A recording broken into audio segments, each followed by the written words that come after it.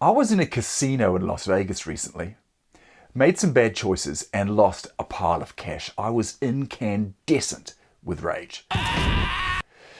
Here's how I changed my mood and even got back to smiling again. And it's what you can do anytime you're dealing with a setback. If there's any good thing about being through a depressive episode, it makes you very aware of your pattern of thoughts. You watch very carefully whether or not you're locking yourself into that negative train of thought that's only going one way. So when you have a setback, when things aren't going your way, how do you avoid a train wreck? In my last blog, I talked about how to get perspective on a setback. Here's 4 more questions that will help you get back on track. 1. Is this explanation, is this interpretation helpful? You think the facts of the situation require you to feel one way. One set of facts means one way to feel. Not necessarily. What about the other facts that are just as true that could lead you to a more helpful emotion? In the transatlantic rowing race, I was up against the winners from the previous race who were back to win again and break the world record if they could. I didn't even know how to row. So they had all the experience, and that was a fact. So, should I tell myself that experience counts for everything and feel despair? Or that their experience made them predictable and I could innovate around them? Was innovation going to trump experience? I had no idea. But it was just as plausible and a far more helpful way to think. If you're the youngest person in the room, do you lack experience and insights? Or do you bring new perspective and a fresh energy? If you're the oldest person, are you irrelevant or do you bring wisdom? It's not enough for you to justify the way that you feel because it's true. I'm sure it is true, but there are lots of true things to focus on.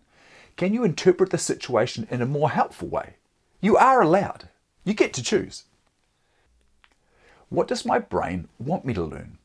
Strong negative emotions are often there to get us to take action, to make sure something doesn't happen again. Once you've acknowledged that and put a plan in place, write it down if that helps, then the emotion tends to fade away. Would I teach this explanation to someone else? Now, this is a lovely bit of mental jiu-jitsu. It forces you to get an external perspective on your emotion. So I've come back to the house after going for a run with my 4-year-old boy in the stroller, and I'm knocking on the front door because I've left my key inside and it's pouring with rain, but it isn't opening even though I know my wife's inside, and I'm getting more and more frustrated. So I turn to my boy and say, the reason why we're stuck outside is because your mother doesn't love you. Of course I didn't say that, but even the thought of me doing it was enough to snap me out of my ridiculous mood. Next time you're beating yourself up, turn to your imaginary child or the newest person in your office and say to them, I hope you saw that. When you have a minor setback, the proper approach is to really blow your cool, act like a freak, and destroy the relationship. Self-control, be damned.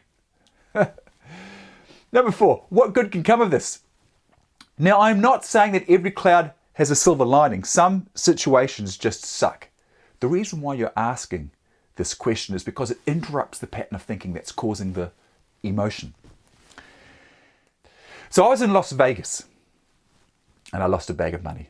When I say I lost a bag of money, I actually lost the plastic bag of cash, the bag they give you when you go to the bank to get your US currency. And when I say I lost it, I really did lose it out of the pocket of my jeans somewhere on the floor of the casino. I was furious with how stupid and careless I'd been. I was appalled at my own nincompoopery. I was beyond apoplectic with rage. All that money lost and nothing to show for it. There was so much pressure in my head, I thought that nuclear fusion would start. But I had just enough presence of mind to realize that I give talks about dealing with exactly this situation. And I went through this list, the same list I've just talked about, one by one, drawing out these questions. And in this case, the first questions didn't slow me down at all.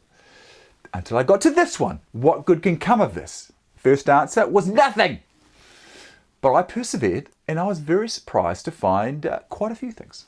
That's right, good things about losing money.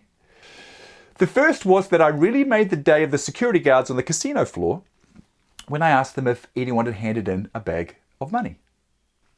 They thought that was the funniest thing that they had heard in a long while. So 4 questions to interrupt your thinking and get you back on track. Is this explanation helpful? What does my brain want me to learn? Would I teach this explanation to somebody else? And 4 Finally, what good might come of this?